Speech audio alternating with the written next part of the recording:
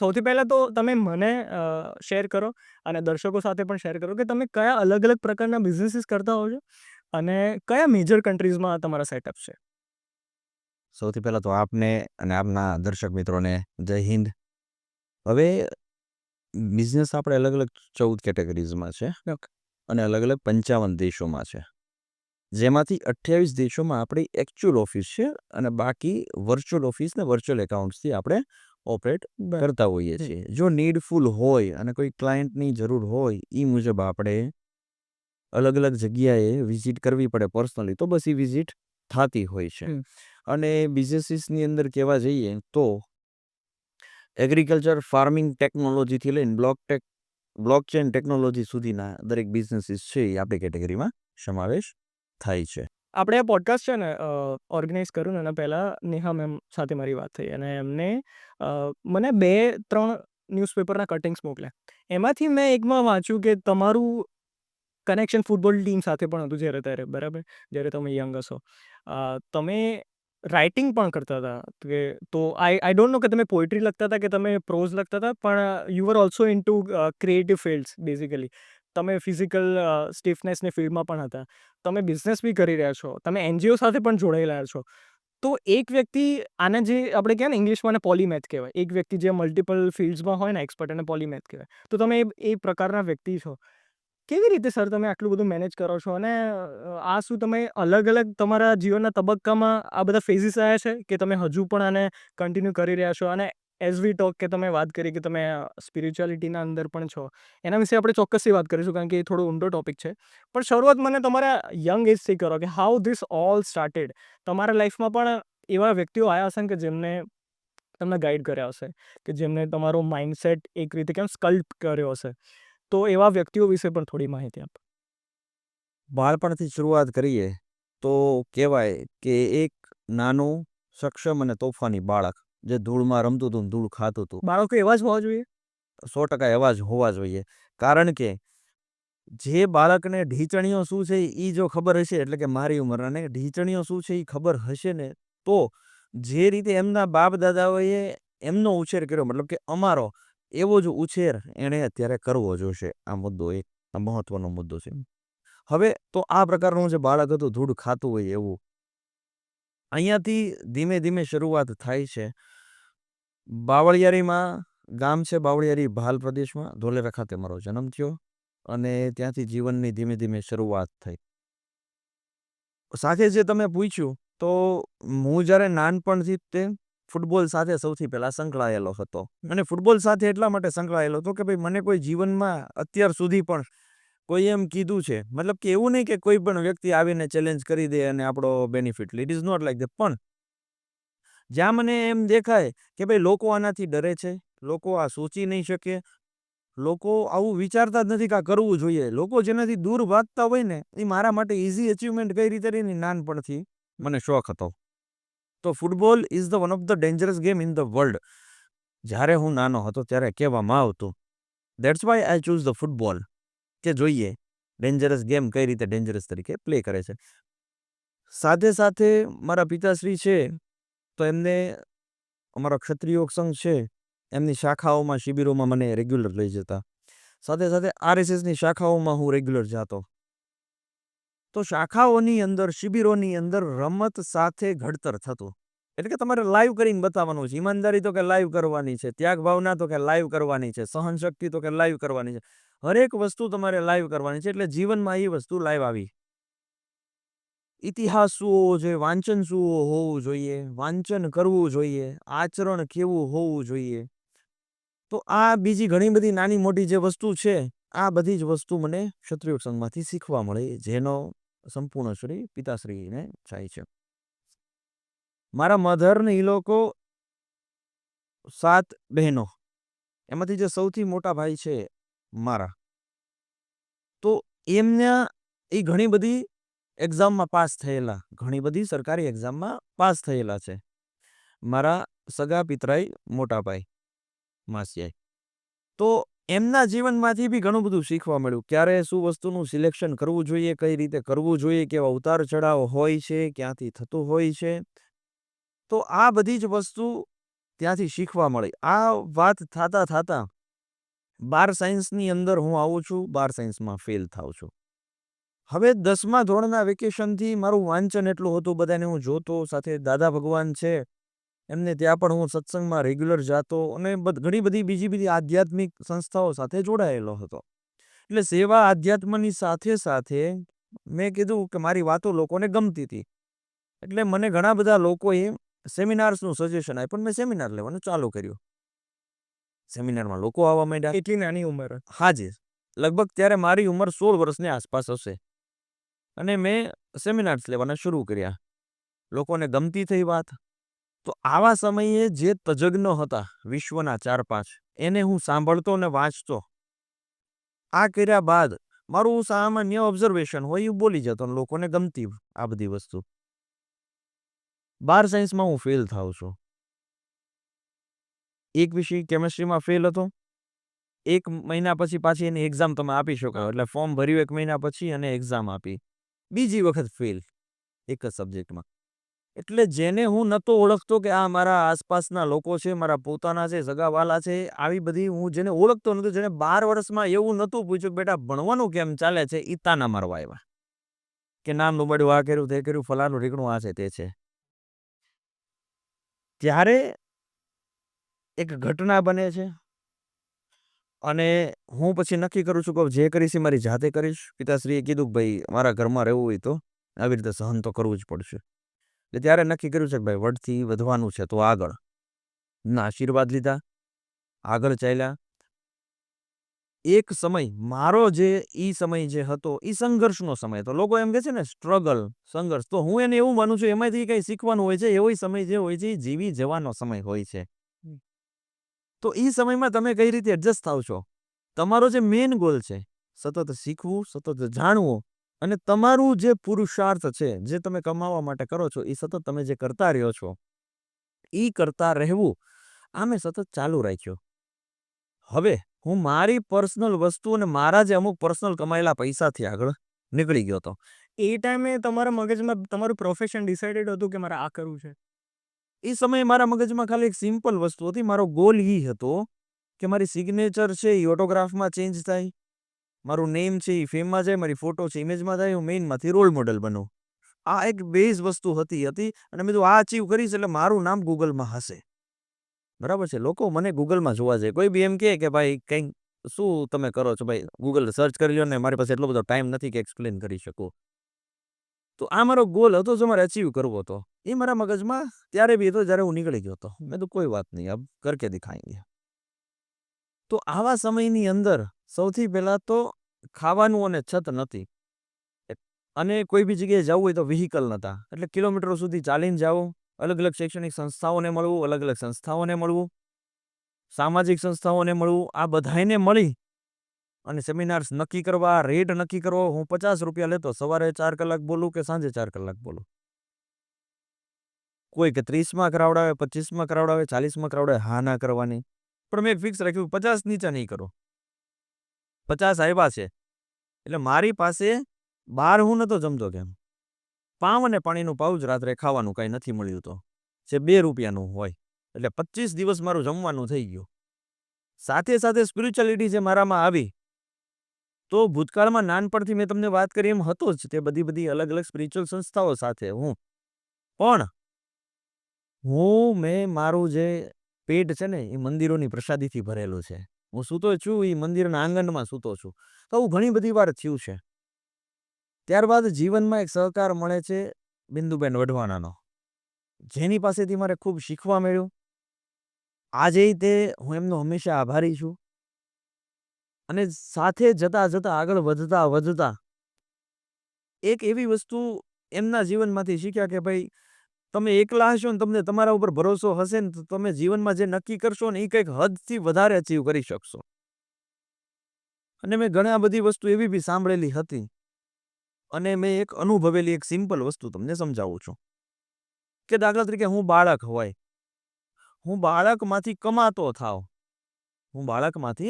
કમાતો થાવ અને પરિવારને એવો વિશ્વાસ બેસે કે આ વ્યક્તિ હવે જવાબદારી નિભાવી શકશે પતિ તરીકે, એટલે લગ્ન કરાવડાવે. પતિ અને પત્ની ભેગા થાય અને લાગે છે કે હવે બાળકની જવાબદારી નિભાવી શકીએ છીએ, એવા સક્ષમ છીએ, એવું આચરણ પહેલા કરીને બતાવડાવવું પડે. ઈ પહેલા આપણે સિદ્ધ કરી દઈએ તો પછી બાળક આવે છે. તો આ એક સાયકલ છે જે ચાલતી રહે છે.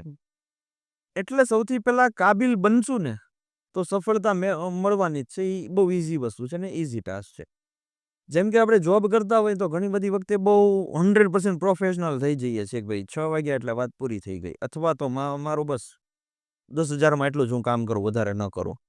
પણ 10,000માં જો 1 લાખનું કામ કરીશ ને તો ઉપરવાળાએ તમને 100 કરોડ આપવા પડશે ને આપવા પડશે. આ વસ્તુ જ્યારે બિંદુબેન વઢવાણા આવ્યા મારા જીવનમાં, એમને મને છત અને ખાવાનું આપ્યું, સહકાર આપ્યો, ઘણી બધી શિખામણ આપી, શીખ આપી. અને મારા જીવનના એવા વ્યક્તિ છે કે આજની તારીખમાં મને એમનાથી ડર લાગે કે કંઈક ભૂલ થશે તો હમણાં ધોઈ નાખશે. બરાબર છે. જેમનો આજે પણ હક મને ઝાપટ મારીને શીખવાનો અને ખીજાવવાનો છે. તો ત્યારબાદ એવી બધી વસ્તુ જે શીખ્યો અને આચરણમાં આપણે લાવ્યા. હવે ધીમે ધીમે મેં જે મોટા બિઝનેસમેનો છે એને ઓબ્ઝર્વેશન શરૂ કરી.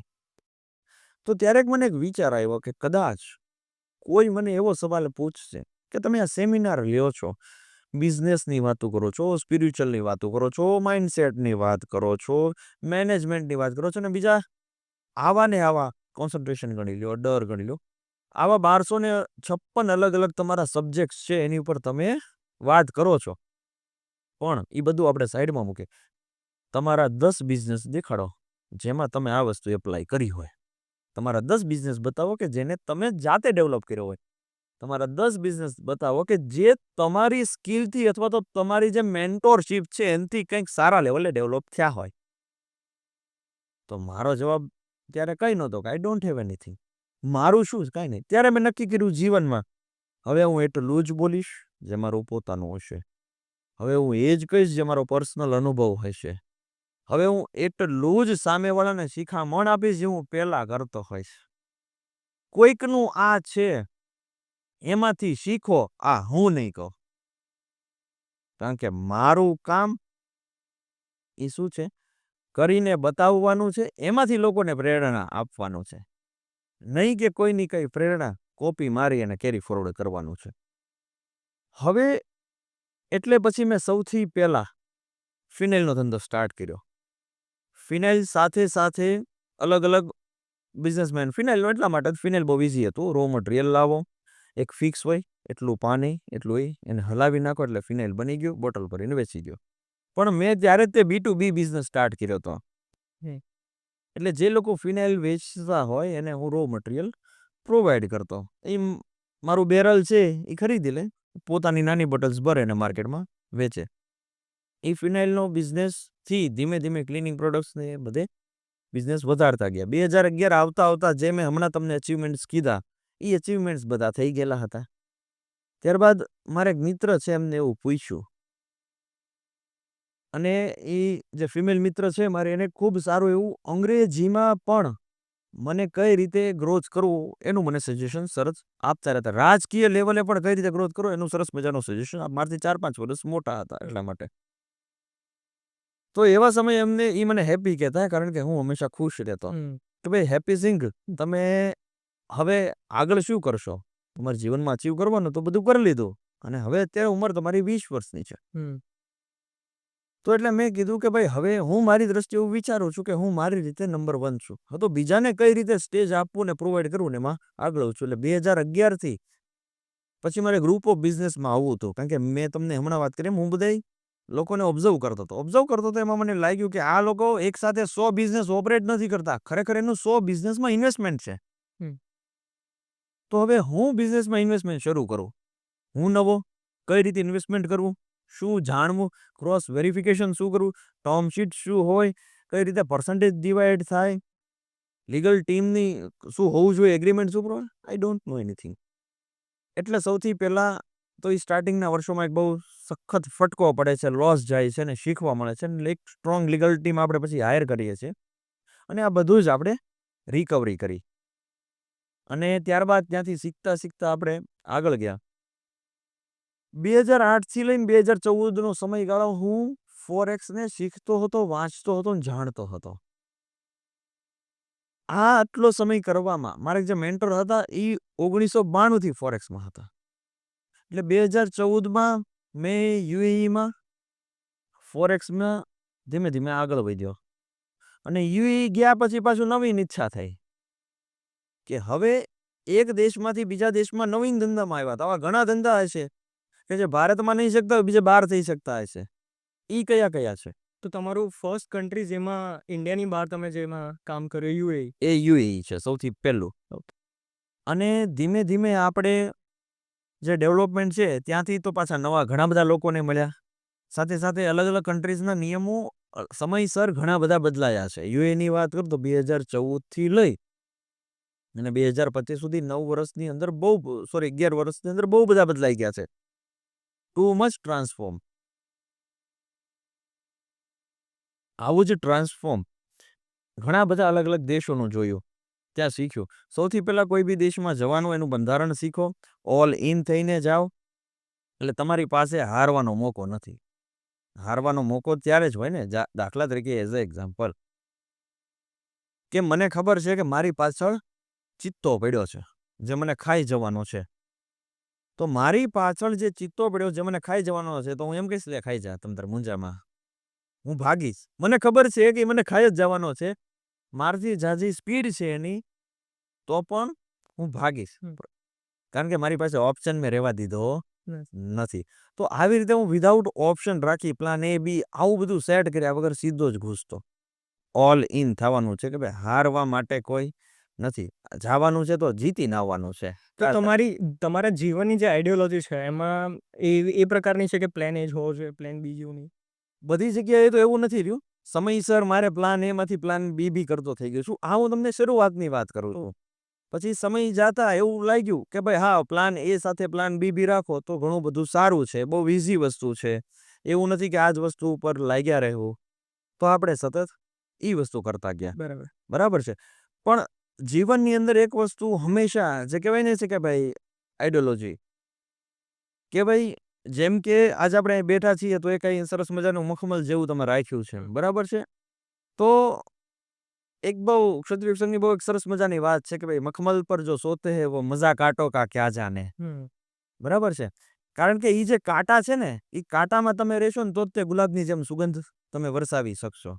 અને એ ગુલાબની સુગંધ છે કદાચ એવી રીતની કાંટાની સાથે જો તમે રહ્યા હશો, કાંટાને સહન કર્યા હશે, તો એવી રીતે રહેશે કાં તમે કોકના પ્રેમમાં સહભાગી બનશો, અને એમાં જો તમે નહીં બનો, ભલે તમે કપાઈ જાઓ, તો છેલ્લે ઈશ્વરના ચરણોમાં તમને સ્થાન મળશે. તો મુશ્કેલી કોઈ પણ આવે છે, બરાબર છે, એ તમે સતત એની સામે ઝઝુમતા રહેશો ને તો જીત તમારી પાક્કી છે. તો આ એક સિમ્પલ આઈડિયોલોજીથી આપણે ચાલ્યા છીએ. સર તમે કન્ટિન્યુ કરો, તમે યુએની વાત કરતા હતા. ઓકે. એના પછી કારણ કે મારે તમારી આખી લાઈફ સ્ટોરી સાંભળી છે ટિલ 2021, એના પછીની વાત આપણે પછી કરીએ. Okay okay. ત્યારબાદ પછીથી હું અલગ અલગ જે વેન્ચર્સ છે એની સાથે ટાઈપ કરતો ગયો, અલગ અલગ જે બધા કન્ટ્રીઝ છે, તો એમાં બી મેં સેમ સ્ટ્રેટેજી અપનાવી. ભાઈ બધી જગ્યાએ સ્ટાફ હાયર કરીશ તો નહીં થાય. ઇઝી વે શું છે? એટલે સૌથી પહેલા તો મેં બધી જ જગ્યાએ વર્ચ્યુઅલ કંપની સ્ટાર્ટ કરી. એકચ્યુઅલ નહીં, વર્ચ્યુઅલ. તો બધી જગ્યાએ બિઝનેસીસ અલગ અલગ હતા? બધી જગ્યાએ બિઝનેસીસ કન્ટ્રીઝ વાઇઝ અલગ અલગ. એક બિઝનેસ કમ્પલસરી મેં બધી જ જગ્યાએ કર્યો છે, ઇમ્પોર્ટ એક્સપોર્ટ. ઓકે. કયા દેશની વસ્તુ કયા દેશમાં જોઈએ છીએ એ મારા માટે ઇઝી એક્સેસ હતું. દાખલા તરીકે એઝ એક્ઝામ્પલ મારે આપને કેવું હોય કે સાહેબ મારું ભારતમાં એબીસી બિઝનેસ છે, તો તમારી પાસે કંઈ બીજો નવીન ઓપોર્ચ્યુનિટી હોય તો કહેજો, તો તમને મારામાં થોડોક રસ લાગે કે હા ચલો વાત કરું આને બિઝનેસ આમાં છે જ, તો નવા બિઝનેસમાં આવશે. બરાબર. પણ હું કહું સાહેબ મારો કંઈ બિઝનેસ છે નહીં, તમારામાં હોય તો કહેજો ને. હા ઠીક છે કહેશું. મતલબ કે લોકો તમે રસ લેશો બી અને ના બી લેશો, પણ જો હું કહીશ કે મારો એકચ્યુઅલ બિઝનેસ છે જ તે, એ આર યોર બિઝનેસ, તો તમે જો કંઈ ઈચ્છતા હોય મારી સાથે હજી એક કંઈક કરવાનું, તો આપણે કંઈક સાથે મળીને પણ કરશું. તો તમારા ને મારા વિચાર કંઈક મળશે અને મારો ને તમારો બિઝનેસ કરવાની સંભાવના વધશે. આ સાથે સાથે જે કહેવાય ને કે ભાઈ મેં હંમેશા એક વસ્તુ જોઈ છે, શું કરવાનું છે ને શું નથી કરવાનું. હું કોઈ બી જગ્યાએ ગયો, કોઈ બી જગ્યાએ ફર્યો. આજની તારીખમાં હું નિર્વ્યસન છું. ભૂતકાળમાં હું ચાય પીતો હતો, હાલ નથી પીતો. કોફી લેતો તો, અત્યારે નથી લેતો. પણ વ્યસનની વાત કરીએ તો નિર્વ્યસની પહેલા બી હતો, વચ્ચે બી હતો અને આજની તારીખમાં છું અને લાસ્ટ સુધી બી રહેશું. તો આર્થિકતા વધે છે, આપણું આર્થિકતા વધે છે એટલે ઈગો આવી જાઓ, એટીટ્યુડ આવી જાઓ, એ બધું નહીં. પણ આપણે કયા સેક્ટરથી આવ્યા હતા, ક્યાંથી આવ્યા હતા? કારણ કે ભૂતકાળમાં મેં એવી બધી બી વસ્તુ જોઈ છે કે ભાઈ ઘણી બધી વખતે કેવું થતું કે ભાઈ હું જે પ્રસાદીનો થાળ હોય ને છેલ્લે પડ્યો હોય એટલે એમાંથી જાજી બધી હું શીશ એટલે કે ટોપરું અને એ બધું રેવડીને બધું લઈ લેતો મારા હાથમાં, શિંગદાણા ને એ બધું હું લઈ અને રૂમાલમાં બાંધી અને જાતો કે ભાઈ હા ચાલો મળી ગયું છે, આજે મજા આવી જશે. તો એમાંય પેલા મને મજા આવતી, પણ ત્યાં મને કોઈક લાગે છે કે આ ગાય છે એની આંખમાંથી આંસુ જાય છે, ક્યાંક લાગે છે આ કૂતરું છે એના આંખમાંથી આંસુ જાય છે, ક્યાંક લાગે છે કોઈક નાનું બાળક છે બહુ ગરીબ છે બિચારું, એની માન રડે છે, તો હું એને આપી દેતો કે હા ચલો કાંઈ વાંધો નહીં, હું તો કમાઈ લઈશ ને, સવાર મને કાલ કંઈક સેમિનાર આવશે પાછા આવવાના છે, કે પાણીનું પાઉચ ખાલી હજી 10 રૂપિયા પડ્યા છે, 25 રૂપિયા પડ્યા છે, 30 રૂપિયા પડ્યા છે, ખીચા થઈ જશે, કરી લઈશું, ડોન્ટ વરી. તો આ બધી જે વસ્તુ હતી મારા મગજમાં કે ભાઈ આ મારે સેવા બી કરવાની છે, સોશિયલી બી કનેક્ટ, એ ત્યારથી જ થયું. પ્લસ બીજા જે બધા કન્ટ્રીઝમાં ગયા તો સાથે સાથે કઈ વસ્તુ હતી કે મેં બધા મોટા લોકોને જે ઓબ્ઝર્વ કર્યા હતા ને સાથે એક વસ્તુ બી ઓબ્ઝર્વ કરી હતું, ટાઈમ મેનેજમેન્ટ. કે ભાઈ એ લોકો જે છે તો આજે એમની ઉંમર 50 વર્ષ 60 વર્ષ થઈ ગઈ છે તો શું કામ હજી કામ કરે છે? આટલા બધા ધનાઢ્ય છે તો પણ શું કામ કરે છે? ન કરવું જોઈએ. તો એક હું એમાંથી શીખ્યો કે હવે બ્રેક મારીને સંતોષ ક્યાં મેળવવો, સાચા સમયે ક્યાં બ્રેક મારવી, સંતોષ સ્વીકારવો. પ્લસ ટાઈમ મેનેજમેન્ટ એટલે કે ટાઈમ મેનેજમેન્ટ કેવું, તો ચડતું લોહી હોય ને એટલે તમે ગમે એ કરી શકો, આવું બધું મેં સાંભળેલું. તો મારું જ્યારે ચડતું લોહી એટલે કે જ્યારે હું યુવાન હોય ત્યારે હું ખૂબ ઝડપથી ખૂબ વધારે પડતું કામ કરી શકવાનો છું. તો આ સમયગાળાની અંદર મેં એક સિમ્પલ વસ્તુ કરી, આખા વર્ષની 8,750 કલાક હોય, એમાં મેં 7,300 કલાક પહેલા મારા ધંધાને આપી. નહીં કે હું ધંધામાં બેઠો રહું, આવશે જરાક આમ, નો, પ્રોપર ટાઈમ મેનેજમેન્ટ કે એકચ્યુઅલ મીટિંગ્સ થાય, એકચ્યુઅલ જગ્યાએ વાત થાય, એટલી જ વાત થાય, વધારે કોઈ બીજી વાત ન થાય, કોઈ ટાઈમ વેસ્ટ ન થાય, આ વસ્તુ કરી. હવે લાગ્યું કે ભાઈ હા થોડી પાછી નીંદ બી જરૂરી છે તો 5,500 કરી. અમુક વર્ષો બાદ એને 2300 કલાક કરી અને હાલ મારા બિઝનેસને માત્ર 1000 અવર્સ આપું છું અને જે જૂના મારા કમિટમેન્ટ્સ છે એ બધા હું ધીમે ધીમે ફૂલફિલ કરું છું. હવે વન બાય વન જે આપણે કન્ટ્રીઝ કરતા ગયા તો એની અંદર જ્યાં ઓપોર્ચ્યુનિટીની જરૂર પડી, બિઝનેસ ઓપોર્ચ્યુનિટી ત્યાં તરત લઈ લીધી. જ્યાં ફ્રી હોલ્ડ પ્રોપર્ટીઝ મળતી હતી, ઘણા બધા એવા કન્ટ્રીઝ છે જે ફ્રી હોલ્ડ પ્રોપર્ટીઝ આપે. ફ્રી હોલ્ડ પ્રોપર્ટીઝ એટલે શું? તો ફ્રી હોલ્ડ પ્રોપર્ટીઝ એટલે એવું કન્ટ્રી જ્યાં તમે એના રેસિડન્ટ નથી, સિટીઝન નથી, તેમ છતાં પણ તમે એ કન્ટ્રીમાં ઇન્વેસ્ટમેન્ટ કરી શકો અને પ્રોપર્ટી રેન્ટ પર બીજાને આપી શકો. ઓકે. એ બધી જે અલગ અલગ કન્ટ્રીઝ છે 10 જેટલી, તો ત્યાં વન બાય વન જે રૂલ્સ આવતા ગયા ત્યાં આપણે ફ્રી હોલ્ડમાં આગળ વધતા ગયા અને એમ કરીને આપણો જે બિઝનેસ છે એ અલગ અલગ સેક્ટર્સમાં જે છે એ વિસ્તૃત થતો ગયો. જેમ કે મેં તમને ફાર્મિંગની વાત કરી, તો ફાર્મિંગની ટેકનોલોજી જેટલી બી આપણી પાસે આવી છે તો એ મોસ્ટલી જેટલી આવી છે એ બધી ચાઇના પાસેથી આવી છે અને ઇઝરાયલ પાસેથી આવી છે. ચાઇના બી કમ નથી, ભલે કહેવાતું દુશ્મન હોય, હા. ઇઝરાયલ ભલે કહેવાતું દોસ્ત હોય, પણ બે એકબીજાથી કમ છે જ નહીં, બરાબર છે. સાથે સાથે એવી બી ઘણી મુશ્કેલી થઈ છે કે ભાઈ બે દેશો છે એકબીજા વચ્ચે લડે છે, તો હવે મારે તો બે દેશમાં બિઝનેસ છે, ત્યારે શું ધ્યાન રાખવું જોઈએ? આ તો હરેક વસ્તુ શીખવા મળે છે. આ કરતા કરતા એક મારો નેચર છે એ ટોટલ 100% લર્નિંગ નેચર થઈ ગયો કે ભાઈ હંમેશા સદાય શીખતા રહેવું, સમજતા રહેવું, સમર્પિત રહેવું, ત્યાગ ભાવનામાં રહેવું. અને આ કરતા કરતા 2021ની સાલ આવી અને મેં નક્કી કર્યું ભાઈ મારે રિટાયરમેન્ટ એનાઉન્સ કરવી છે. હવે ઘણું બધું ઇનફ થઈ ગયું અને એ સાથે આપણે 2021ની સાલમાં રિટાયરમેન્ટ મેં એનાઉન્સ કરી. મારા હરેક બર્થડે વખતે હું કંઈક નક્કી કરતો હોય છું ભાઈ હવે આ વખતેથી એટલે જે ટીમ છે કોર ટીમ છે એ બધા વસ્તુ જે છે એ નક્કી કરશે ને ચાલશે. બીજી આગળની કદાચ વાત જોવા જઈએ તો એવા જ લોકો સાથે મેં સંબંધ રાખ્યો અને એવા જ લોકો સાથે મેં મિત્રતા રાખી અથવા તો સમય પસાર કરતો હતો જે મારાથી કંઈક ઘણું સારું કમાતા હતા. એમાંથી મેં શીખ્યું કે આ ડૂઝ છે આ ડોન્ટ્સ છે. જે કરવા જેવું હતું એ મેં કરવાનું શરૂ કર્યું, જે નથી કરવા જેવું એ મેં અવગણી દીધું. તો આવું કંઈક રહ્યું હતું જે મેં તમને એકદમ સંક્ષિપ્તમાં વાત કરી. Which is the easiest country to do business in? કારણ કે તમે આટલા બધા કન્ટ્રીઝમાં કર્યા છે. કોઈ એવો યંગસ્ટર્સ હોય કે જેનો માની લો ફાધરનો બિઝનેસ હોય, બરાબર, કે એના દાદાએ ચાલુ કરેલો અને પપ્પાનો હોય, એ કેરી ઓન કરી શકે એવું હોય. કપડાની દુકાન છે, ચલો માની લો બહુ સારી રીતે ઇન્ડિયામાં ચાલી રહી છે. હવે એને એવું હોય કે ભાઈ મારે કોઈ પણ બીજો નવો બિઝનેસ ફોરેન કન્ટ્રીમાં ચાલુ કરવો છે, તો એને કઈ કન્ટ્રીથી શરૂઆત કરવી જોઈએ અને એ કન્ટ્રીમાં એને કયો બિઝનેસ કરવો જોઈએ? સૌથી વધારે આવતા 10 વર્ષમાં કઈ કન્ટ્રીમાં કયા બિઝનેસનો સ્કોપ છે? હાલના પહેલા તો દુનિયાના જે સર્કમસ્ટેન્સીસ છે એને જોતા આપણે આગલા વર્ષનું નક્કી ન કરી શકીએ, પણ એક યુનિવર્સલ ધંધો ઇમ્પોર્ટ એક્સપોર્ટ એવી વસ્તુ છે જે તમે કંઈ પણ વસ્તુ કરી શકશો, કોઈ પણ જગ્યાએ કરી શકશો. અને એક દેશથી બીજા દેશની જે આદાન પ્રદાન છે એમાં તમારે સિમ્પલી નક્કી કરવાનું છે કે કયા દેશનું કોની સાથે સૌથી વધારે બને છે. ઓકે. ત્યાંથી તમે લોકલ સાદા વેન્ડરને હાયર કરો અને અહીંયા એક ક્વોલિટી માટે બીજા કન્ટ્રીઝમાં વાત કરો અને ત્યાંથી તમે માલની આદાન પ્રદાન સીધું ત્યાં પેમેન્ટ થઈ છે ને આવી જશે. એવી વસ્તુ હાલમાં શક્ય છે. આ પહેલી વાત છે. બીજી વસ્તુ છે કે તમે જો આઈટી બેઝ છો, તો આઈટી બેઝ તમે એડવર્ટાઇઝમેન્ટ ચલાવીને આઈટી બેઝ ઘણા બધા બિઝનેસ છે એ તમે સેટલ કરી શકો છો. ડેટા સાયન્સ અને ડેટા મેનેજમેન્ટનો જે બિઝનેસ છે એ બી તમે કોઈ બી એક જગ્યાએ રહી અને ડેટા સપ્લાય કરી શકો છો.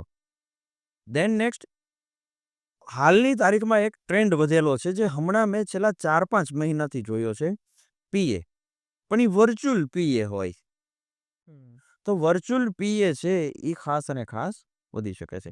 જો તમે આઈટી ફિલ્ડમાં જ છો તો આઈટી ફિલ્ડની અંદર સૌથી પહેલાં તમારે એઆઈ ટેકનોલોજીસને જનરેશન શીખવાનું છે અને એઆઈ ટેકનોલોજીથી તમે કઈ રીતે સારું કામ કરી શકો છો. જો આઈટી ફિલ્ડમાં નથી તો એઆઈ ટેકનોલોજીથી કઈ રીતે સારું કામ કરી શકો છો અથવા તો એનો યુટિલાઇઝ કઈ રીતે કરી શકો છો. સમજી લો કે તમારે ડ્રાઈવર બનવાનું છે એ ટેકનોલોજીના, તો એ તમે સારા ડ્રાઈવર કઈ રીતે બની શકો, તો એ બી એક અલગ કેટેગરીઝ તમે કોઈ બી કંપનીમાં જઈને કહી શકો છો.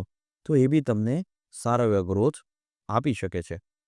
હવે તમને એમ થશે કે હું કદાચ એ ટેકનોલોજી શીખી જાઉં તો કોઈ મને જોબ પર રાખશે, પણ આપણે ગુજરાતી જોબ માટે થોડી જ બન્યા છીએ. આપણે ગુજરાતી ધંધા માટે બન્યા છીએ. કારણ કે હું જ્યાં ઘણી બધી જગ્યાએ જાઉં છું ને ત્યાં ગુજરાતી હોય છે એ ધંધો તો કરતો મેં જોયો જ છે. અને એનું એક તમને જીવતું જાગતું ઉદાહરણ કહું અને સાથે સાથે તમારા જે દર્શકો છે એની જાગૃતતા કેવી છે એ બી આપણને ખબર પડી જશે. હું એક એમને હિન્ટ આપી દઉં છું. પાછળ નામ છે, આગળ એનો સૂર છે. તો એવું એક અમેરિકાના કયો એવો દેશ છે ત્યાં તમે કદાચ એક્સેસ ગૂગલમાં જોશો તો તમને ખબર પડશે, ઓહો આવું ગામડું છે, આવા રોડ રસ્તા છે. પણ એ દેશમાં પણ આપણો ગુજરાતી ધંધો કરતો હતો, એ મેં જોયો છે. એકદમ રિમોટ એરિયામાં. રિમોટ એરિયા બી તમે કહી શકો એને, અથવા તો એમ કહી શકો કે એક વિકસિત ખંડનું પછાત દેશ. મારી દ્રષ્ટિએ, મારા દ્રષ્ટિકોણથી કહી શકો વિકસિત ખંડના એ પછાત દેશમાં આપણો ગુજરાતી મસ્ત ધંધો કરતો હતો. તો ગુજરાતી ધંધો કરવા માટે બેઠા છે, તો હવે આમાં જોબ થશે તો કઈ રીતે થશે?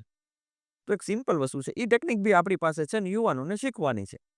એ આપણા લોહીમાં જ છે કે ભાઈ તમને એઆઈ ડ્રીવન કરવું, જેમ કે આપ છો, હું કહું ભાઈ આપને એઆઈ ડ્રીવન કરવું, અત્યાર સુધી કોઈ કીધું નતું ના, તો આપનામાં જોબ છે, કોઈ કેટેગરી તમારામાં છે ને, તો શું હું એઆઈ ડ્રીવન કરું અને તમને જેટલો બેનિફિટ્સ થાય તો આપણે નક્કી કરી શકીએ કે તમે મને એનો ફિક્સ ચાર્જ ફ્રીલાન્સિંગ તરીકે અથવા તો ફિક્સ પર્સન્ટેજ ચાર્જ મને તમે એટલો આપશો, અથવા તો હું તમારું જે ટાઈમ મેનેજમેન્ટ પ્રોપર રીતે કરું, તમારી એસઓપીઝ, તમારા કોડ ઓફ એથિક્સ બધું પ્રોપર રીતે સેટ કરું અને લોકોને ગાઈડ કરું, જો એનાથી ટાઈમ મેનેજમેન્ટમાં સુધારો આવે છે, તમારો એબિટામાં થોડો ઘણો સુધારો આવે છે, તો શું તમે મને એટલા પર્સન્ટેજ આપશો, આ ધંધો થઈ ગયો. પણ એઆઈના બિઝનેસની તમે જે વાત કરી છે, તમે ફોરેન કન્ટ્રીઝમાં પણ એક રીતે વર્ચ્યુઅલી મેનેજ કરી શકો. એનો સ્કેલ મોટો થઈ શકે, એનો સ્કોપ છે? એક્ઝેક્ટલી એનો સ્કેલ મોટો થઈ શકે. બરાબર છે. જો ફોરેનની અંદર મલ્ટિપલ બિઝનેસ કરવા હોય ને તો બહુ એક easy task. It is a not a big deal. જેમ કે કોઈ મને એવું પૂછે કે ભાઈ ધંધો કરવો હોય તો કોને રાખવા જોઈએ, તો હું એમ કહું ધંધો કરવો હોય ને તો ગુજરાતીને જ રાખવા જોઈએ. પણ તમે ભૂલ ક્યાં કરો છો? એમ્પ્લોય તરીકે ગુજરાતી છે, જે એમ્પ્લોય તરીકે બન્યો નથી. આપણો ગુજરાતી લોહી ધંધાનું છે. એમ્પ્લોય તરીકે રાખ્યું છે તો થોડો ગ્રોથ ઓછો છે. એટલે એવું નથી કે આપણે કોઈ એમ્પ્લોય બનવાને લાયક નથી. આપણે ધંધો કરવાને લાયક છીએ.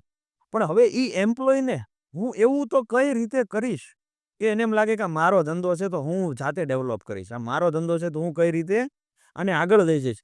એમ્પ્લોયને આપણા ગુજરાતીને જો હું સાંભળતો થયો તોય તે હું ઝાઝો ગ્રોથ કરી શકીશ. બીજી વસ્તુ છે કે જેમ કે મારો પર્સનલ અનુભવ એવો છે કે જે વિયેતનામીઝ લોકો હોય છે એની માર્કેટિંગ સ્કિલ છે એ ગજબ છે.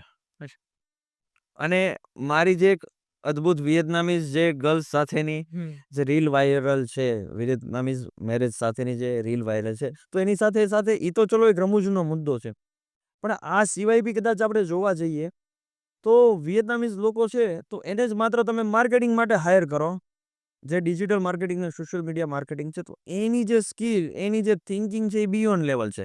આવી રીતે તમે દરેક દેશના લોકો, અલગ અલગ લોકોને તમે નક્કી કરી શકો છો કે આ દેશના લોકોની ખાસિયત આ છે તો મારે આની માટે હાયર કરવા જોઈએ. આ વસ્તુ કરતા કરતા તમારો જે સ્કેલ છે ને એ બહુ ઇઝી વેમાં જાય છે. જેમ કે 5 આંગળી સરખી નથી હોવાની, પણ મારે દાખલા તરીકે પેન પકડવી છે તો હું ટટલી આંગળી નહીં પકડું, અહીંથી જ પકડીશ. એ આ 2 આંગળીની જ લાક્ષણિકતા છે. મારે જમવું છે તો હું આમ કરીને નહીં જમું તો એ ચપટી થશે, મારે આમ જ જમવું પડશે. તો એનો મતલબ કે 2 આંગળી, 3 આંગળી, 4 આંગળી કે 5 આંગળી કોઈ પણ વસ્તુ હોય, બરાબર છે. પણ ઓલું કે ને જ્યારે પેટની વાત આવે એટલે કે ધંધાની વાત આવે ત્યારે 5 આંગળીએ મળીને એક જગ્યાએ સ્થાયી થવું પડે. એટલે કે અલગ અલગ વિભિન્ન લોકો છે. કહેવાય છે ને કે વિભિન્નતામાં એકતા, યહી મેરે દેશ કી મહાનતા. તો આ આચરણ જો આપણા દેશવાસીઓમાં આવે અને આ આચરણથી અલગ અલગ વિભિન્ન લોકોને આપણે એક સ્થળે ભેગા કરીએ, એટલે કે એક આપણી કંપનીમાં ભેગા કરીએ તો ગ્રોથ થાય છે ને થાય છે. અને હું તમને સિમ્પલ ઉદાહરણ આપું, જે મલ્ટિપલ વેન્ચર્સ હશે અથવા તો મોટી મોટી બિઝનેસ કેટેગરીઝ વાળા લોકો છે, એ કયા કયા છે એ તમારા દર્શક મિત્રો છે એ કોમેન્ટમાં લખશે.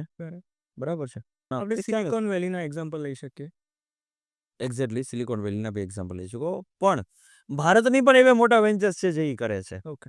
બરાબર છે. તો આવા દરેક દેશના મોટા વેન્ચર્સ કરે છે, શું કરવા કરે છે? એનું કારણ આ છે.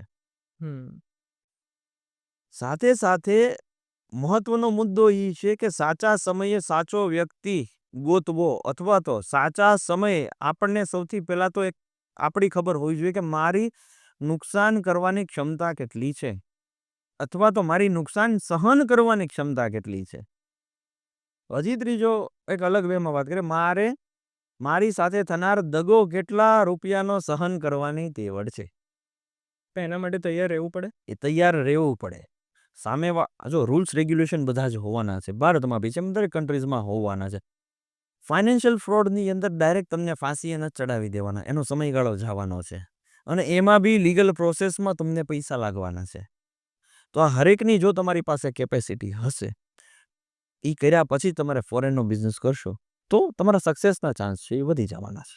મને તમારો એક્સપિરિયન્સ શેર કરો કે કયા કન્ટ્રીમાં તમે આવું ફેસ કર્યું, તમે ફેસ કર્યું કે તમે ક્યાં જોયું હોય કોઈના સાથે બીજા થયું હોય કે ત્યાં ફાઇનાન્શિયલ ફ્રોડ્સ વધારે છે. દરેક દેશ છે એમાં થતા ફાઇનાન્શિયલ ફ્રોડને હિસાબે કડકાઈથી પગલાં પણ લેતો હોય, એનું બંધારણ, એનું જે માનનીય ન્યાયાલય છે એ દરેક દેશનું, અને બંધારણમાં સુધારો પણ કરતા હોય છે. હવે આ વસ્તુ તમને વિશ્વના દરેક દેશમાં સૌથી પહેલા તો જોવા મળશે. એટલે તમારે સૌથી પહેલા તો વિશ્વના દરેક દેશમાં ધ્યાન રાખવાનું છે. કોઈ એવો દેશ નથી કે જે દૂધથી ધોયેલો હોય કે અમારા અહીંયા ઝીરો ફ્રોડ છે, ઝીરો ફાઇનાન્શિયલ ફ્રોડ છે, એવું ક્યાંય છે નહીં. એવો કોઈ દેશની ગવર્મેન્ટ ક્લેમ ના કરી શકે. તમે સેફટી સિક્યુરિટીની કરી શકો, ફાઇનાન્શિયલ ફ્રોડની કોઈ જગ્યાએ ના કરી શકો. એ ક્યાંક ને ક્યાંક થતું જ રહેતું હોય છે. હવે એમાં કેવી વસ્તુ છે કે ભાઈ મારી નજરમાં આવેલા ઘણા બધા એવા કન્ટ્રીઝ છે જ તે જે ફાઇનાન્શિયલ ફ્રોડ માટે જ જાણીતા છે. મારા નજરમાં આવેલા ઘણા બધા એવા કન્ટ્રીઝ છે કે જ્યાં સમજી લો કોઈ બીજાના ઘણા બધા ફાઇનાન્શિયલ ફ્રોડ થયા હોય, મારી સાથે બહુ ઓછા થયા હોય, અથવા તો મારી સાથે બહુ 1-2 વાર ઘટના બની હોય જે અમુક સોલ્વ થઈ હોય અને અમે કહીએ ચલો ભાઈ આમાં કંઈ થાય એવું છે નહીં. બરાબર છે. તો કહેવાની સમજાવવાની વાત એ છે કે તમારે સૌથી પહેલા તો કોઈ બી દેશમાં જઈ અને ત્યાંના લોકો સાથે 3 થી 6 મહિના એક તો પસાર કરવાનો ને કરવાનો ને કરવાનો. ફિઝિકલી ત્યાં જઈને ફિઝિકલી ત્યાં જઈને સીધું જઈ અને એક્શન મોડમાં કોઈ જગ્યાએ નથી થઈ જવાનું. ઓકે. ધેન નેક્સ્ટ ઘણા બધા દેશ એવા છે કે જે રિવ્યુ આપવા દેતા નથી. ખરાબ રિવ્યુ આપવા દેતા નથી. ખરાબ રિવ્યુ તમે આપો તો એમાં જેલ કરે છે. એવા ઘણા બધા દેશો છે. એટલે આ નાના લેવલ ઉપર પણ, જેમ કે તમે કોઈ રેસ્ટોરન્ટમાં ગયા હોય, હા, નાના લેવલ પર બી, મોટા લેવલ પર બી. રેસ્ટોરન્ટમાં હું ગયો છું તો મને જમવાનું નથી ભાવ્યું, અથવા તો કોઈ કંપની પાસેથી મેં કોઈ સર્વિસ લીધી છે ડિજિટલ, મને રહેવાનું મને નથી ફાવે, તો હું યુએઈ ની અંદર એને નેગેટિવ રિવ્યૂઝ નહીં આપી શકું. મને જેલ થઈ શકે છે. તો પછી તો રિવ્યુનો તો કોન્સેપ્ટ જ ત્યાં રિવ્યુનો કોન્સેપ્ટ જ નથી. હા. જેમ કે મારે પ્લાસ્ટિક LDHD PPEમાં ટાઈઅપ છે. ઓકે. બરાબર છે. તો LDHD PPEમાં હું કામ કરું છું તો મારે ત્યાં નથી વેબસાઇટની જરૂર, કોઈ વસ્તુની જરૂર નથી. ત્યાં જબાનથી કામ થાય છે, ઓકે. એગ્રીમેન્ટ્સથી કામ થાય છે, કારણ કે કોડ કડક છે, કાયદા કડક છે, એક્શન ફાસ્ટ લેવાય છે. તો ત્યાંનો બિઝનેસનો કલ્ચર જ આ રીતનું છે કે ત્યાં બિઝનેસ કલ્ચર જ આવી રીતે છે. ઓકે, કે ત્યાં તમારી જુબાન ઉપર લોકો ટ્રસ્ટ કરે. જુબાન ઉપર ટ્રસ્ટ કરે, પ્લસ કોર્ટ એગ્રીમેન્ટ પર બી કરે છે. અને જે કોર્ટ છે એ કહેવાય છે કે ભાઈ ક્વિક એક્શનમાં માને છે. પોલીસ છે એ બી ક્વિક એક્શનમાં માને છે. જેમ કે મેં ઘણી બધી વાર સાંભળેલું છે, કંઈક મર્ડર થયું હોય છે તો હાફ એન આવર્સમાં એ મર્ડર છે એ પકડાઈ જાય છે. અડધી કલાકની અંદર ક્રિમિનલ પકડાઈ જાય. ક્યાંય ચોરી થઈ હોય છે તો વધીને 1 થી 2 કલાકની અંદર જે છે એ ક્રિમિનલ પકડાઈ જાય છે. તો તમને બિઝનેસ વાઇઝ આ વસ્તુ હેલ્પ કરે છે કે આ વસ્તુના કારણે તકલીફ થઈ જાય? બિઝનેસ વાઇઝ જોવા જઈએ તો જે કન્ટ્રીઝની અંદર, જેમ કે હું ભારતની અંદર 5 એપ્રિલ 2025થી અમે અમારા જે ડાયરેક્ટ ઓપરેશન્સ છે, જે અમારા ઇનડાયરેક્ટ ઓપરેશન હતા, એને ટેક ઓવર 1 બાય 1 કરીને ડાયરેક્ટ ઓપરેશન કરવાની શરૂઆત કરી. તો એમાં હું પ્રેક્ટિસેબલ નહોતો. મતલબ કે મને રિવ્યુની ટેવ નથી, મને સોશિયલ મીડિયા પ્રેઝન્સની ટેવ નથી, મને જોવા જઈએ તો કે ભાઈ આ આટલું સારું છે, આટલું ખરાબ છે, એ બી કંઈક કરવું જોઈએ, એવું બધું ઘણી બધી વસ્તુ હોય છે આની અંદર. SEO તો એની કોઈ મને ટેવ નથી, કારણ કે જરૂર જ નથી પડી. બરાબર છે. કારણ કે વસ્તુ જ્યારે એકચ્યુઅલ હોય ને વર્ચ્યુઅલ હોય ને, those both are the different matter. Comment છે તો હું 5000 કમેન્ટ બી નખાવી શકું છું સારી, અને કમેન્ટ છે તો 10,000 કમેન્ટ હું નેગેટિવ બી નખાવી શકું છું, પેઇડ એવરીથિંગ. બરાબર. તો એ વિચાર કરીને અમુક દેશો છે એ આ ડિજિટલ કલ્ચરને હજી સુધી બિઝનેસને ઓથેન્ટિસિટી આપવામાં માનતા નથી. ડિજિટલાઇઝેશનથી બિઝનેસને ઓથોરિટી મળતી નથી. ઓકે. આપણે ડિજિટલ ઇન્ડિયા કર્યું, પણ ભૂલ આપણા દેશવાસીઓથી એ થઈ ગઈ, આપણે ડિજિટલ યુઝર થઈ ગયા. ડિજિટલ આજ હું તમે જે માઇક્રોફોનથી વાત કરીએ છીએ, હું તમે જે કેમેરાથી લગાડીએ છીએ, આમાં ડિજિટલ શબ્દ તો આવે જ છે બધી જગ્યાએ, પણ એના ઇક્વિપમેન્ટ ચાઇનાથી આવે છે. તો મેક ઇન ઇન્ડિયા નથી. ડિજિટલ કોને કહેવાય? કે દાખલા તરીકે હું એમ પૂછું કે ભારત પાસે ડિજિટલ એવું કયું પ્લેટફોર્મ છે જે માત્ર આપણા ભારતીયો જ યુઝ કરે છે, ગૂગલ સિવાયનું, યુટ્યુબ સિવાયનું? કાલ સવારે આની પહેલા જ તે ગૂગલ ઉપર કંઈક બહુ ઝાઝા બધા રૂપિયાનો માનનીય કોર્ટે દંડ ફટકાર્યો હતો, તો એમાં સહેમતી નહોતી દર્શાવી, અને એક સમાધાન કરવા માટે ગૂગલ આગળ આવ્યું હતું કે ભાઈ અમે આવું નહીં ભરીએ. અને ક્યાંક ક્યાંક ન્યૂઝ વાયરલ થયા હતા. હવે એ સાચા છે કે ખોટા એ પણ મને નથી ખબર. વાયરલ ન્યૂઝ એવા હતા કે ગૂગલ એવું નક્કી કરે છે કે તો પછી અમે ભારતમાંથી બીજા જઈએ, વોટ્સઅપ છે એ ભારતમાંથી બંધ કરી દઈએ, જીમેલ છે એ ભારતમાંથી બંધ કરી દઈએ. તો વિચારો, કદાચ જીમેલ ભારતમાંથી બંધ કરે તો હું તમે શું કરશું? બ્લેકમેલિંગ છે આ. સમજો છો? પણ હવે ચાઇનાને એવું કહેવા જશે, પોતાની પ્રોડક્ટ છે એમની, પોતાની પ્રોડક્ટ છે. ફેસબુક તો કે પોતાનું છે, ઇન્સ્ટાગ્રામ તો કે પોતાનું છે, ગૂગલ તો કે પોતાનું છે. જે તમે નક્કી કરશો ને, આપણે US બેઝ બધું વાપરીએ છીએ. ઈ નેશન ફર્સ્ટ ચાઇના જ બેઝ બધું વાપરે છે પર્સનલી. એટલે જ તે ટેરિફ આપ્યો તો બધાય લોકો અચંબામાં પડી ગયા, માર્કેટ અપ ડાઉન થઈ ગયું. ચાઇનાએ શું કીધું, તો ભાઈ તું લે એટલું ટેરિફ.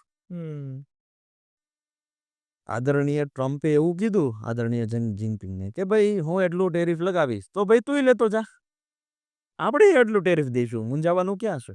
પણ મારે આ કન્વર્ઝેશનને છે ને એ દિશામાં જ લઈ જવી છે કે આપણે ક્યાં પાછળ રહી ગયા એમ. વાત છે એક્સેપ્ટન્સની. હા. ગવર્મેન્ટની એટલી ઘણી બધી યોજનાઓ છે સ્ટાર્ટઅપ્સ માટેની કે જેની અંદર જો સ્ટાર્ટઅપ ને 10 વર્ષમાં કોઈ પણ 3 વર્ષ નક્કી કરી શકે કે મારે ટેક્સ નથી ભરવો, તો એ કોઈ પણ 3 વર્ષ નક્કી કરી શકે 80IAC મુજબ. એમાં અમુક એને સર્ટિફિકેશન્સ કરાવવાના હોય છે, બરાબર છે. સ્ટાર્ટઅપ ઇન્ડિયા ને આધીન ઘણા બધા જે સ્ટાર્ટઅપ્સ છે એને ગવર્મેન્ટ લોન આપે છે. તો જો આ જગ્યાએ ગવર્મેન્ટનો જ્યારે આ પ્રકારનો પોઝિટિવ સપોર્ટ મળતો હોય તો એક દેશના નાગરિક તરીકે, દેશના યુવા એન્ટરપ્રેન્યોર તરીકે, જો આપણો યુવાધન છે ને એ જ રાષ્ટ્રધન છે, તો યુવાધન તરીકે મારી ઈમાનદારી એ હોવી જોઈએ કે હું કંપની ચાલુ કરી અને ગમે એવો પ્રોજેક્ટ રિપોર્ટ ના મૂકું કે મને 5-10 લાખની લોન મળી જાય 5-10 લાખની પાછળ, કે 15-20 લાખના કોઈ સારો પ્રોજેક્ટ રિપોર્ટ થઈ ગયો તો એ મને પૈસા મળી ગયા. પણ એકચ્યુઅલમાં હું એ ધંધો કરું, એનાથી કોઈને રોજગારી મળે મારી આસપાસના 5-10 લોકોને, અને દેશનો કંઈક સામાન્ય આર્થિક વિકાસમાં હું સામાન્ય એક કંઈક કોન્ટ્રીબ્યુશન કરું. આ માનસિકતામાં સૌથી પહેલા તો આપણે પાછળ રહી ગયા. પણ કોર લેવલ ઉપર માઇન્ડસેટનો ઇશ્યુ છે એવું તો તમારું કેવું? મારો 100% એવું માનવું છે કે કોર લેવલ ઉપર માઇન્ડસેટનો ઇશ્યુ છે. કારણ કે ચાઇનામાં તમે જનરલી કોઈ પણ સમયે જશો અથવા તો ગમે ત્યારે તમે જાઓ, બરાબર છે, તો ત્યાં તમે જોશો ને તો ત્યાં અંગ્રેજી ભાષાનો 100% પ્રાધાન્ય નથી બધી જગ્યાએ, બરાબર. હવે અહીંયા અંગ્રેજી ભાષાનું 100% પ્રાધાન્ય છે. હા, બ્રિટિશ કોલોનાઇઝથી આપણે અંગ્રેજી ભાષા છે એ યુઝ કરતા થયા છીએ, પણ અંગ્રેજી ભાષાનું પ્રભુત્વ એટલું છે આપણા ઉપર. હું આજ ગુજરાતી બોલું છું, આપણો ગુજરાતી ભાષાનો પોડકાસ્ટ છે, આપણી રાષ્ટ્રીય માતૃભાષા હિન્દી છે, તો આજ ઘણા બધા એવા અસામાજિક તત્વો છે કે જેને હિન્દી બોલવાથી પ્રોબ્લેમ છે. આજે ઘણા એવા અસામાજિક તત્વો છે, બરાબર છે, કે જે હિન્દીને અવગણતા નથી. તો સૌથી પહેલું જે નેશન ફર્સ્ટ છે ને એ હોવું જોઈએ, પછી બીજી વસ્તુ આવે છે. હવે તમે રાષ્ટ્રહિતની જો વાત કરવી હોય તો પહેલા તો તમારે રાષ્ટ્રભાષા સ્વીકારવી પડશે, પછી હું રાષ્ટ્રધર્મ પછી નિભાવી શકીશ. હવે રાષ્ટ્રધર્મ નિભાવવા માટે જે સરકારની જે પોલિસીસ છે, તો એવું નથી કે સરકાર બધું કરીને જ આપે છે. તો ઘણી બધી વખતે ન્યૂઝમાં સાંભળતા જોઈએ છીએ કરપ્શન છે, ઘણા બધા લોકો કરપ્શનને હિસાબે જેલમાં જાય છે. પછી કોઈ મોટો સીએમ હોય તોય તે, કોઈ મોટો મંત્રી હોય તોય ભલે, ને કોઈ મોટો ઓફિસર હોય તોય ભલે, અને ઘણા બધા એવાય તે આજ કેસ ભારતભરમાં છે જેના ટ્રાયલ્સ ચાલુ છે કરપ્શનને રિગાર્ડિંગ. કહેવાય છે ને કે ભાઈ પોલીસ હોય કરપ્શન કરે, પણ આ વાક્ય હું એટલા માટે અવગણું છું કે એને પકડવા વાળા એસીબી, એન્ટી કરપ્શન બ્યુરો, એ પોલીસ જ છે. તો આજ એક પોલીસ એક ફેમિલી છે, આજ મંત્રીમંડળ એક ફેમિલી છે. તો એ ફેમિલીની અંદર એક બે તો ખરાબ લોકો હોવાના જ, ગણા ગાંઠા ખરાબ લોકો હોવાના, તો એને અવગણવાના છે. પણ જે સારા છે એ વધારે સારું કરે એ પ્રાધાન્ય આપણે આપવાનું છે. પ્લસ બેઝિક ઇન્ફ્રાસ્ટ્રક્ચર ડેવલપમેન્ટ જે ગવર્મેન્ટે કરીને આપવું જોઈએ. આદરણીય નીતિન સાહેબ ગડકરી છે, તો એક રીતે કહી શકાય ડાઉન ટુ અર્થ અને મજાના માણસ. તમે જ્યારે એમને મળશો, અમારે ઘણી બધી વાર મુલાકાત થાય, પણ તમે જ્યારે એમને મળશો તો તમને એમ થશે કે હું એક કાકા સાથે બેઠો છું. આપણે ગુજરાતીમાં તો કાકા જ કહીએ. હું એક કાકા સાથે બેઠો છું જે મજા કરાવડાવે છે, અને યુ કાન્ટ ફીલ કે ભાઈ હા કંઈક આ છે તે છે, બરાબર છે. તો કહેવાની સમજાવવાની વાત એ છે કે એવા ઘણા બધા લોકો છે એમની સિવાયના, પણ આમનું ઉદાહરણ એટલા માટે આપ્યું કે ઇન્ફ્રાસ્ટ્રક્ચરની સતત લેવલે ડેવલપમેન્ટ કરતા રહ્યા છે. તો જે રીતે રોડ રસ્તાઓનો વેગ વધ્યો છે, તો એવી રીતે હવે કઈ રીતે એનર્જી લેવલે આપણે ગ્રોથ કરી શકીએ. સોલાર એનર્જી આજે આવી છે, પણ જે ટેકનોલોજી ચાઇનામાં વપરાય છે કે બહારના દેશોમાં વપરાય છે, શું એનાથી સુપિરિયર ટેકનોલોજી આપણે યુઝ કરી રહ્યા છીએ? આ વસ્તુ મહત્વની છે. સુપર ફાસ્ટ ઇન્ટરનેટની વાત હું ને તમે કરી રહ્યા છીએ. પણ શું એકચ્યુઅલમાં મને ને તમને જે કહેવામાં આવે છે એ બેન્ડવિડ્થ આપણા ઘરે એકચ્યુઅલમાં એક્સેસ થઈ રહી છે એન્ડ યુઝર આપણે છીએ તો નથી થઈ રહી. તો કહેવાની વાત એ છે કે કોરમાં સૌથી પહેલા તો એક માનસિકતામાં પ્રોબ્લેમ છે અને ધેન નેક્સ્ટ ઇન્ફ્રાસ્ટ્રક્ચર આપણે ગવર્નન્સનો બી પછી દોષ 1 by 1 લઈ શકીએ. પણ આપણે દેશવાસી તરીકે જ તે જો કંઈ ચલાવીએ નહીં તો હંમેશા એક કહેવાય ને કે ભાઈ આંદોલન અને બળવો પોકારો, તો એ એકવાર પોકારી દઈએ ને ભૂતકાળમાં 50થી વધારે એપ્લિકેશન્સ આપણી ગવર્મેન્ટે બેન કરીને બતાવેલા છે ચાઇનાના. તો આવી ઘણી બધી વસ્તુઓ જો ચાઇનાની બેન કરી દે તો ઓટોમેટિકલી ભારતની અંદર એનું મેન્યુફેક્ચરિંગ શરૂ કરવું પડશે. અને ભારત શ્રેષ્ઠ લેવલે મેન્યુફેક્ચરિંગ કરી જ શકે છે ને. ઈસરો છે એને રોકેટ સાયન્સની અંદર કરીને બતાવ્યું છે. આજે અવકાશની અંદર ભારતનો જે તિરંગો લહેરાય છે સન્માનથી, તો આજે ઈ આસપાસ એટલા બજેટમાં કોઈની પહોંચવાની તાકાત નથી. એ માત્ર ને માત્ર ગુજરાતનું બ્રેન કહી શકીએ. આ મારું આવું પર્સનલી માનવું છે.